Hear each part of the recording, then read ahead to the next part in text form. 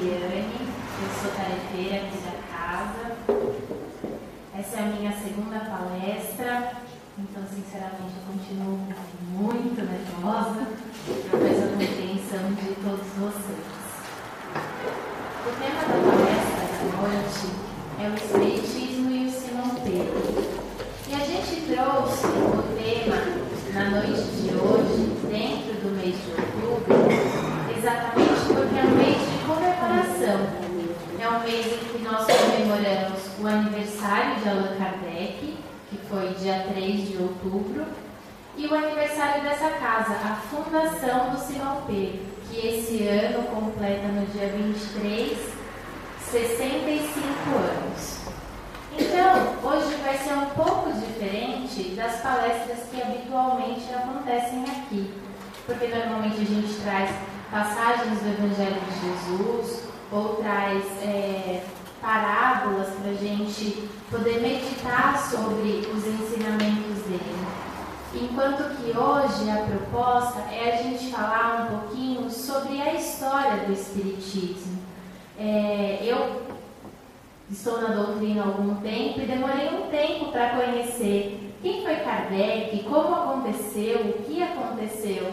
E aí a minha pergunta era: todo mundo será que sabe como surgiu o Espiritismo? E aí então a gente teve a ideia de fazer a palestra nesse intuito. Eu não vou pedir para levantar a mão, porque vai todo mundo levantar a mão que conhece o Espiritismo, conhece a história. Eu vou ficar com cara de marmota, né? Então é melhor deixa. Um ou outro, eu contratei um monte de gente que não conhece a doutrina, que é para falar que não sabia. Então, e aí, a minha ideia inicial também era fazer perguntas, que vocês fizessem perguntas sobre o início do Espiritismo e que eu respondesse.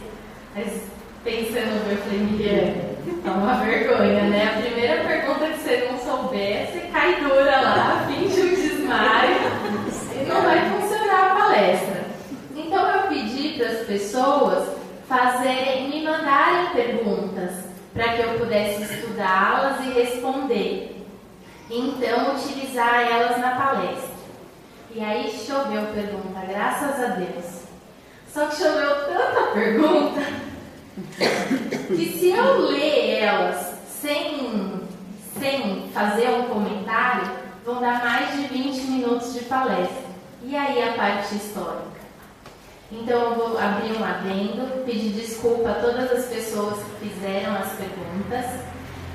Eu quero sim falar sobre elas, porque vieram temas muito importantes. Se der no final, a gente coloca, mas eu não queria fazer uma seleção, ou colocar uma ou colocar outra, porque eu acho que todas são importantes. Então eu vou pedir para a Edileuza, se tiver uma próxima vaguinha, numa próxima palestra, aí a gente faz uma palestra sobre essas perguntas, porque eu acho que ia ficar muito triste eu pular alguma pergunta, ou reduzir a resposta, ou reduzir o conteúdo intencional, que é falar sobre o início do Espiritismo. Então, eu ficava, ai meu Deus, o que eu faço?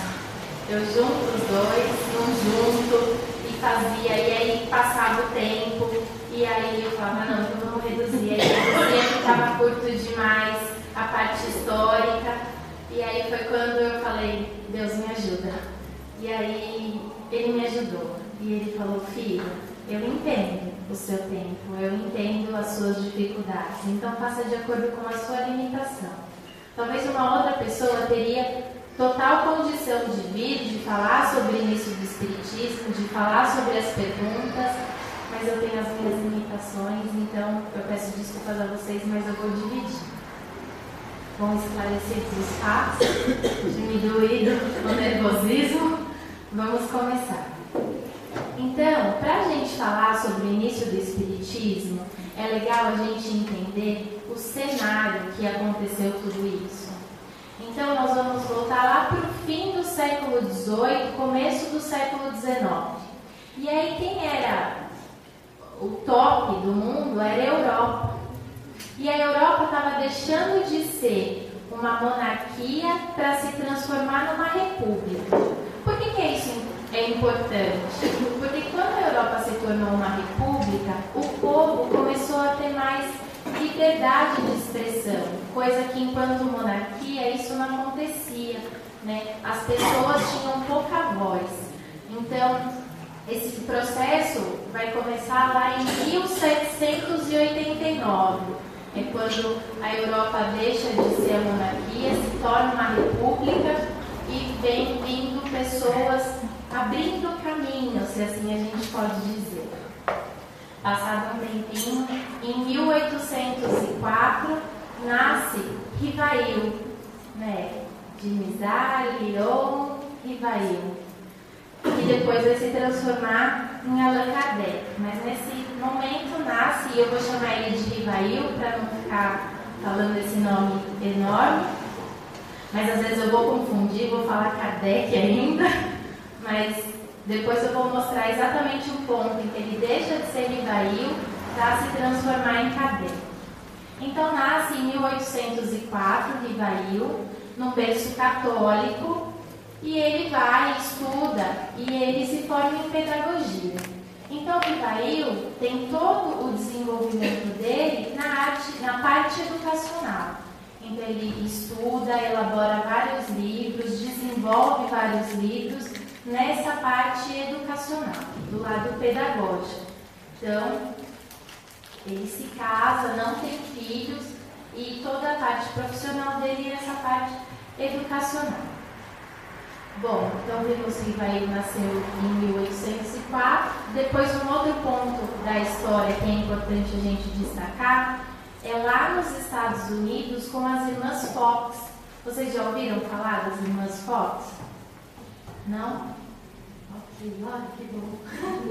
Então vamos lá. As irmãs Fox se mudaram para um vilarejo, uma cidadezinha de Nova York, numa casa simples de madeira. E aí, logo que elas se mudaram, elas começaram a ouvir pancadas na casa. Aí o primeiro pensamento é: tem alguém lá fora batendo na porta, né? Achando que a gente é bobo. E foram lá olhar e não tinha ninguém lá fora. Aí o outro pensamento era: não, deve ser a madeira, que é muito velha e que deve estar fazendo esse tipo de barulho. E também não era madeira. E essas pancadas, elas iam acontecendo quase que diariamente. E por um ano, eles meio que só ouviram essas pancadas.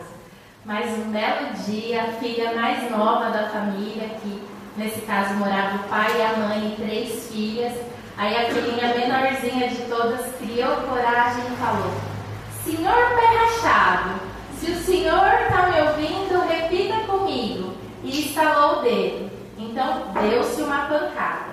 E ela estalou 2 vezes o dedo. E deu-se 2 pancadas. Então, aí começou essa comunicação.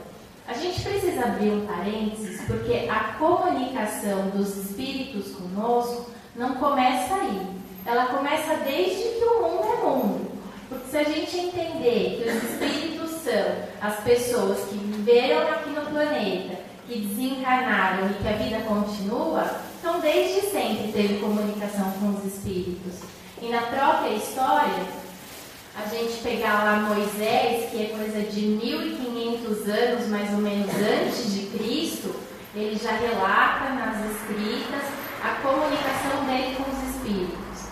Se a gente pegar Platão, Sócrates, também existe relato deles com comunicação com os espíritos. O próprio Jesus tem vários relatos do Evangelho em que ele relata a comunicação com os espíritos.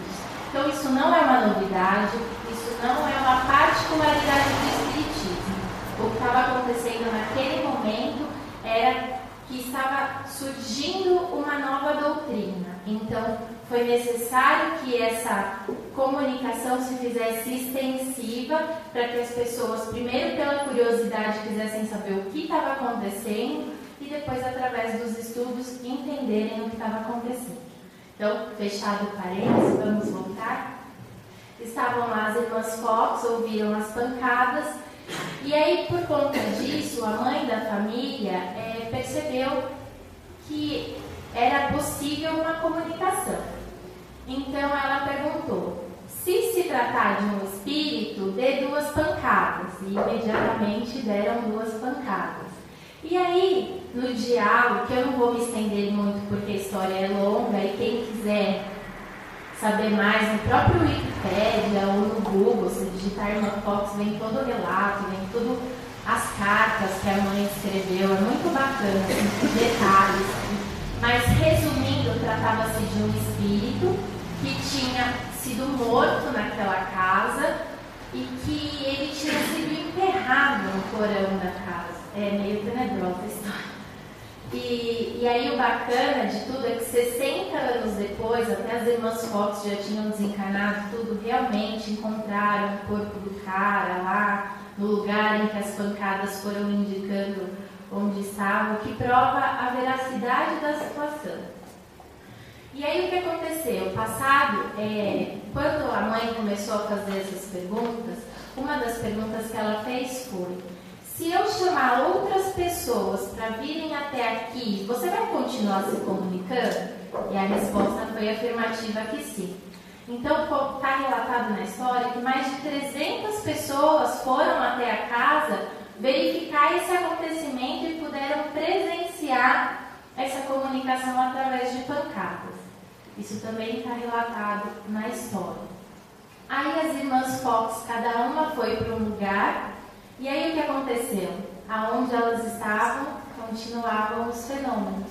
E por isso os fenômenos das irmãs Fox. Porque, na verdade, elas eram as pessoas que tinham a mediunidade mais aguçada. E por conta disso, elas que proporcionavam que as pessoas pudessem ouvir, através da mediunidade delas. Mas também não vou me estender sobre isso, senão vai dar outra palestra, falar sobre o tipo da mediunidade e coisas assim. Bom, então isso é 1848, aconteceu isso nos Estados Unidos, e mais ou menos nesse meio tempo, também estava acontecendo na Europa, as mesas girantes. As mesas girantes tinham o mesmo processo, então também elas funcionavam através de pancadas. E as mesas girantes se tornaram uma febre na Europa, não só na França, que é onde Rivail nasceu, mas na Europa como um todo. A maioria dos salões, as pessoas iam ver o que estava acontecendo. Como hoje cada lugar tem um tanque, naquela época cada lugar tinha um cantinho de mesa girante. Porque as pessoas estavam ali pela curiosidade de entender o que está acontecendo, que mesas são essas. E aí vocês percebem que até então eu não falei mais o nome do Rivail, porque de fato ele ainda não está nessa história. Então começaram esse alvoroço das mesas girantes e virou uma febre, e Rivail ninguém sabe, ninguém viu. Aí gente. Isso eu estou fazendo só porque umas pessoas assim, ó, quase dormindo, aí é para ver se acorda. Falar da história não é muito legal, porque eu vou ter que colocar umas piadas, senão ferrou, vai ouvir o ronco de alguém. E aí veio uma pessoa, um senhor de nome Senhor Frontier, que participava dessas reuniões e chegou e falou: Rivail, tem umas tais mesas lá, né, que gira, que se movimenta, que dá respostas inteligentes. E aí Rivail deu uma olhadinha assim, né, segurou um pouquinho a ironia, mas falou: tá, se você me provar que mesa tem cérebro para pensar e músculo para sentir, eu acredito em você, mas falar que mesa se movimenta, tudo bem, até é possível por conta do magnetismo. Agora, que ela pensa, que ela dá respostas inteligentes, não acredito. E aí vamos abrir outro parênteses. Magnetismo, sabe quando a gente faz aquela experiência na escola e pega a moeda e aproxima do ímã, e aí dado um certo momento o ímã puxa a moeda? Isso é magnetismo, é um tipo de magnetismo. Então é possível que através de uma força faça outra coisa se movimentar, como é o caso do ímã e da moeda. Então até aí, Rivail falou: bom, isso é possível, a ciência explica que uma mesa pode se mover. Agora pensar não dá. E não deu muita bola para o senhor Frontier, passou o tempo. Passou quase um ano e veio outra pessoa falar com o Rivail. As mesas, tá mó da hora lá, você não vai ver? E aí ele pegou e falou, caramba, o senhor Carlos, que foi essa pessoa que falou comigo, era uma pessoa de muito renome na França. Então ele falou, até esse cara que é super conceituado tá falando disso pra mim, com essa propriedade, e eu não vou lá ver? Eu vou lá ver o que é. Mas eu vou lá ver que é para desmascarar tudo isso, porque eu não estou nem um pouco a fim de ficar alimentando essas coisas. Ele sinceramente não acreditava naquela possibilidade. E aí ele chegou lá no salão e não desmascarou nada. Porque não tinha que desmascarar, não tinha fraude. De fato, as mesas se movimentavam. E é interessante a gente perceber que quais eram os tipos de pergunta que as pessoas faziam? Então, era tipo assim, quantas moedas eu tenho no bolso? Aí a mesa batia 5, o cara ia e mostrava 5 moedas. Né? Coisas desse tipo. Ou quantos anos eu tenho? Ou qual a cor do meu lenço? Então, as perguntas feitas para as mesas eram perguntas de nenhuma utilidade, eram perguntas muito frívolas que eles colocam nos textos. Aí, Rivail chegou lá, viu toda aquela situação e falou, eu preciso estudar, eu preciso entender o que está acontecendo. E ele começou a participar com mais assiduidade dessas reuniões e percebeu que estava acontecendo algo diferente. Aí ele pediu para... Essas reuniões aconteciam desde os lugares mais populares até em casas de pessoas muito distintas. E Rivail frequentava uma reunião numa dessas casas. E aí, além das mesas que giravam e batiam, já existia uma coisa que é praticamente o que é a psicografia dos dias de hoje, se assim a gente pode dizer. Então, não era só... não era tão difícil a comunicação. Já tinha meio que uma coisa escrita que trazia mais informações.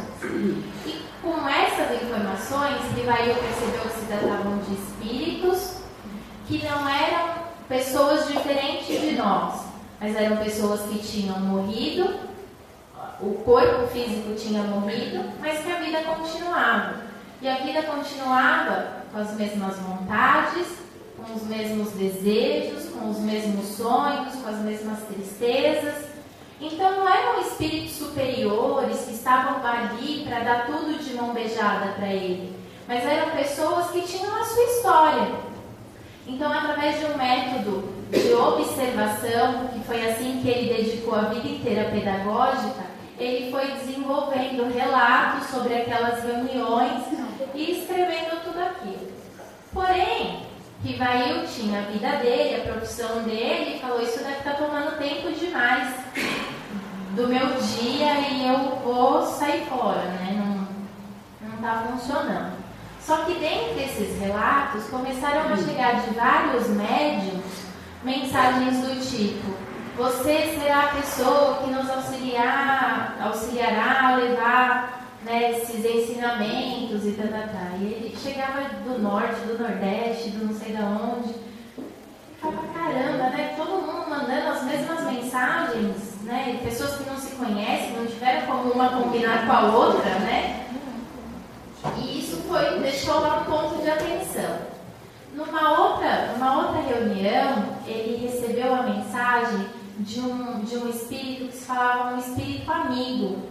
E esse espírito falou para ele, Kardec, nós vivemos como amigos numa reencarnação em que nós éramos druidas. Druidas são como sacerdotes, pessoas que levam uma palavra religiosa, independente, religiosa daquela época, tá? Então, nós éramos amigos numa reencarnação em que você era druida. Então, você já levava uma palavra religiosa.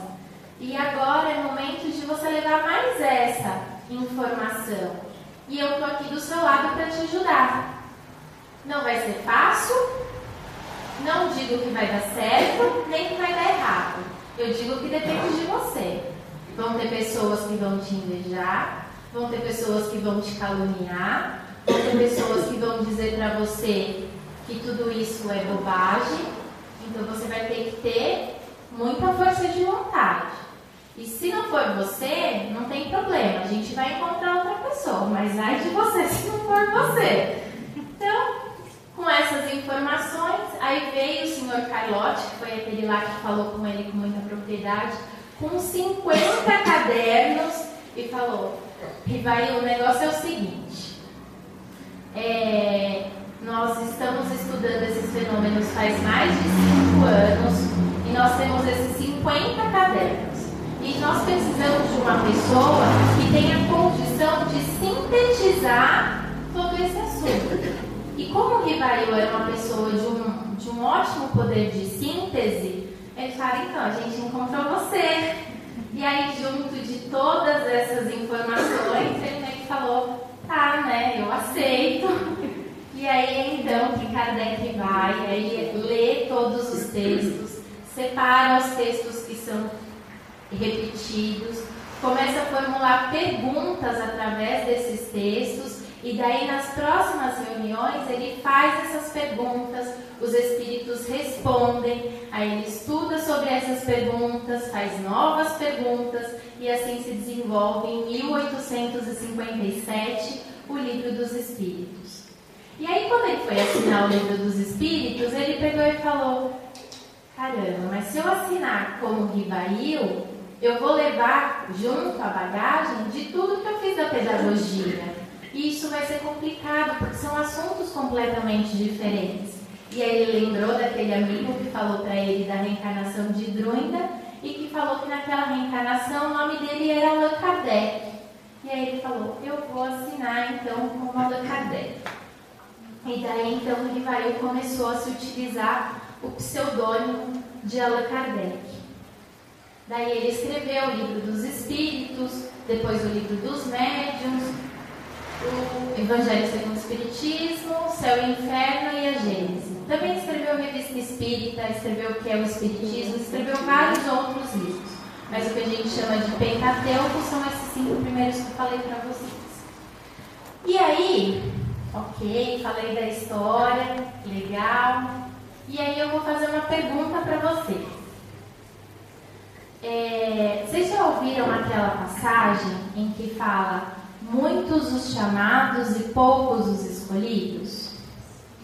Toda vez que eu escuto ela, eu penso: Deus me chama muitas vezes, mas eu escolho atendê-lo muito poucas vezes. Então, o que a gente percebe é que Kardec teve um chamado e ele aceitou. E com quantos anos a gente acha que é uma boa idade para a gente iniciar uma situação, iniciar um novo projeto? Com 20? Com 30? 40 já passou? 50 eu já estou querendo minha rede porque eu estou quase me aposentando? E aí eu digo, Kardec começou a codificação com 53 anos. Quantos de nós, quando atingirmos essa idade, ou as pessoas que já têm essa idade, não acreditam que não tem mais nada para fazer, 53, já me aposentei, quero sombra e água fresca e desfrutar tudo que eu já aprendi, porque eu já aprendi tudo o que eu tinha para aprender.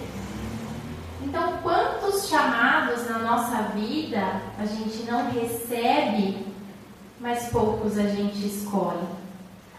O principal da gente aprender a história é perceber que se tratam de pessoas como nós, que não tiveram nenhuma vantagem ou nenhum nenhum privilégio. Foram simplesmente pessoas que escolheram aceitar novos chamados. Se a gente for olhar um pouquinho para a história dessa casa, quem foi as pessoas que fundaram essa casa? Pessoas diferentes de nós? Não. São pessoas como nós, que também tinham família, que também tinham filhos. E aí eu falo que esses são os chamados triviais, não é? A gente escolhe ser um bom marido, uma boa esposa, um bom filho, um bom pai, um bom profissional. São escolhas que a gente fez, não é? E essas escolhas são as escolhas triviais. A maioria de nós escolheu isso. Mas e as escolhas além? Porque as pessoas que aceitaram abrir essa casa, elas também tinham essas escolhas. E além delas, elas aceitaram ajudar em uma creche, ajudar outras crianças que aos nossos olhos às vezes, não, mas eu não tenho nada a ver com isso, eu não tenho nada a ver com essas crianças, não são da minha família. Por que eu vou me preocupar em vir na noite do pastel e ajudar a reforma da creche para essas crianças? Por que eu vou tentar ser sócio de uma casa ou vir aqui como voluntário no dia da semana ver como essas crianças são recebidas? Para que eu vou receber essas escolhas? Eu vim aqui num dia da semana e aí vendo toda a situação, toda a movimentação, eu perguntei para um funcionário: e você tem netos? E o funcionário falou para mim: tem 120. Sabe o que isso significa? Que é uma pessoa que trabalha com amor. Então ela não simplesmente resolveu escolher ser uma boa profissional. Ela resolveu ser uma ótima profissional. Porque além de doar tudo que ela precisa para o ganha-pão dela, ela doa o amor. E quem tem condição de olhar e falar: eu sinceramente dou todo o amor que eu posso doar? Então, quando eu falo para a gente escolher os chamados que Deus proporciona para a gente, não é para todo mundo virar voluntário da casa, não é para todo mundo virar médium, ou dar passe, ou o que quer que seja. Eu falo para as pessoas olharem para dentro de si e perceberem quais são os chamados que às vezes eu finjo que eu não vejo, ou às vezes eu disfarço quando ele passa. Será que hoje eu não posso ser um pouquinho melhor do que ontem? E é legal que isso a gente faz conosco mesmo, porque cada um é chamado de uma forma, cada um tem o seu momento. E como eu estou aqui falando: olha, eu não consegui fazer o que eu prometi fazer, Deus está falando para mim: tudo bem, eu te respeito, eu te chamei e você fez até onde você pôde. E acho que assim é com todos nós. Teve uma palestra que um palestrante falou assim, e isso ficou muito marcado para mim: podemos ser nós o único exemplo do Evangelho de Jesus que aquela pessoa teve naquele dia. Vocês percebem a dimensão dessa frase?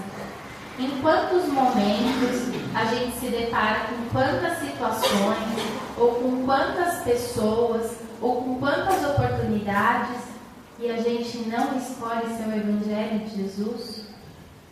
Eu ainda até brinquei com um amigo ontem, quando ele freou o carro porque tinha um carro na frente parado. E ele falou: caramba, esse é o lugar de parar, não sei o quê. Né? Aí eu falei para ele: tomara que seja seu mentor, que esteja lá na frente do carro, esteja nesse carro. Porque se fosse o nosso mentor, a gente não ia falar desse jeito. Então não é que a gente não sabe fazer, é que a gente ainda faz diferença. Com algumas pessoas a gente consegue, com outras pessoas a gente não consegue. E o grande trunfo vai ser a gente diminuir essa barreira.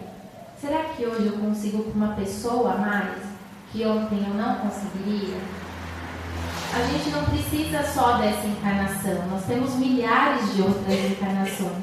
Tomara que seja um pouco menos, porque a gente vai no caminho certo. Mas se a gente não escolher, vão ter várias encarnações. Então que a gente possa utilizar essa para começar. Porque hoje a gente sabe que a gente está nessa doutrina que nos esclarece, que traz esse sentimento de transformação para a gente. Mas e a próxima? Será que quando virem falar de Jesus para a gente vai aceitar? Será que a gente vai ouvir? Será que a gente vai receber mais esse chamado e escolher ele mais uma vez? Hoje a gente resolveu estar aqui, porque a gente escolheu esse chamado. Então, cabe a gente fazer a nossa parte em outros chamados que aconteçam na nossa vida. Eu agradeço imensamente. Boa noite a todos.